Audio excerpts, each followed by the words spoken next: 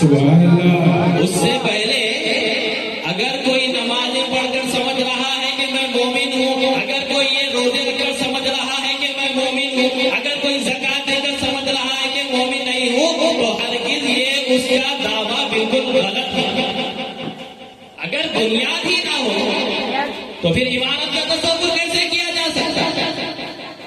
جب بنیاد قائم ہے پھر عمارت قائم ہے. تو یہ نماز پڑھنا، روزے رکھنا، حج ادا کرنا، یہ سب کیا ہے؟ یہ تعمیر ہے.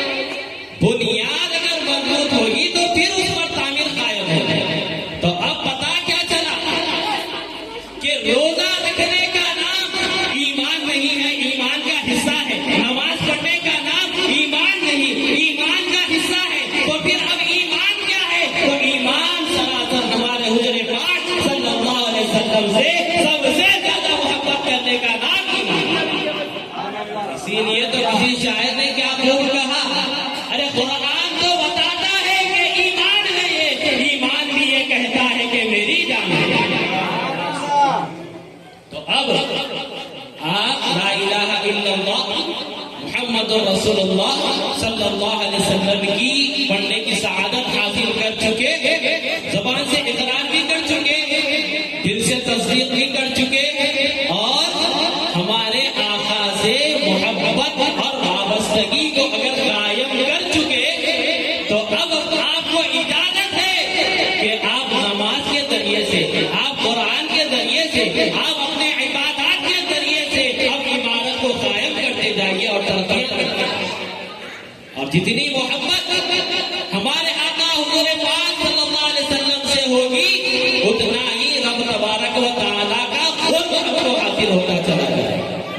اب یہ تو بات ہو گئی ہمارے آقا حضور پاک صلی اللہ علیہ وسلم کے ارشاد کے مطابق ہم کو سب سے زیادہ محبت کس سے کرنا ہے؟ بولیے.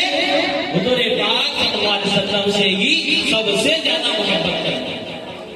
تو اب یہ جلسہ جو قائم کیا گیا ہے، یہ عمارت کے ساتھ ساتھ آپ کی بنیاد کو مضبوط کرنے کے لیے قائم کیا گیا. ابھی معلوم ہوا ہے کہ 17 سال سے یہ جلسہ قائم ہے. تو اب 17 سال سے یہ جو جلسہ قائم ہو رہا ہے، اس کا مقصد یہ ہے کہ آپ عمارت کو تعمیر کر سکتے ہیں، لیکن بنیادوں کو مضبوط کرنے کے لیے ضرورت ہے علماء کے ارشادات سننے کی اور ایسے محفلیں سجانے کی. تو یہ عمارت کے ساتھ ساتھ بنیادوں کو مضبوط کرنے والا جلسہ. تو آپ بڑے ہی اطمینان کے ساتھ بیٹھے رہیے.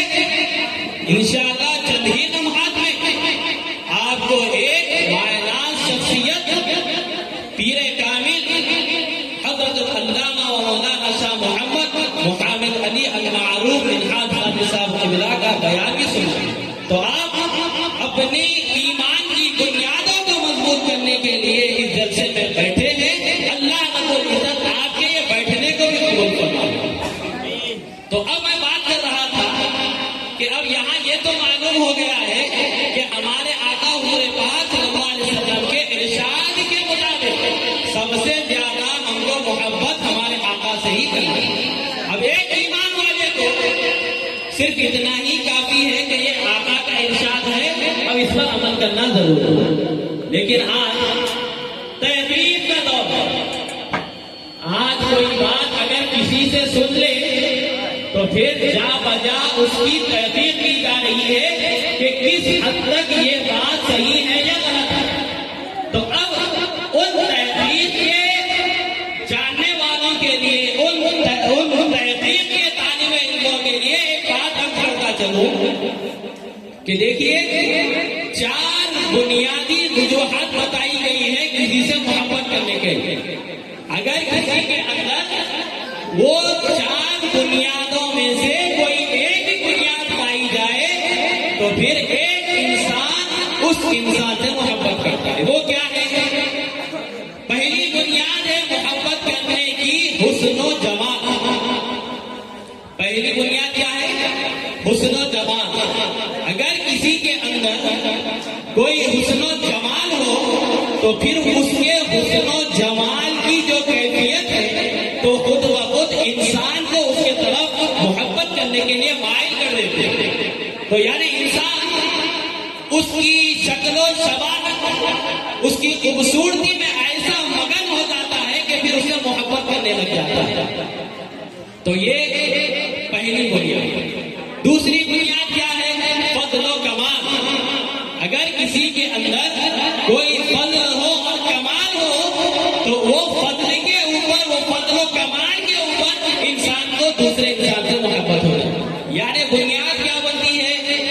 کسی پر فضل ہے، کمال ہے، کوئی اللہ کا محبوب بندہ ہے، کوئی عالم ہے، جید عالم ہے، تو اللہ رب العزت نے اپنے فضل کے ذریعے سے ان کو علم سے نوازا ہے.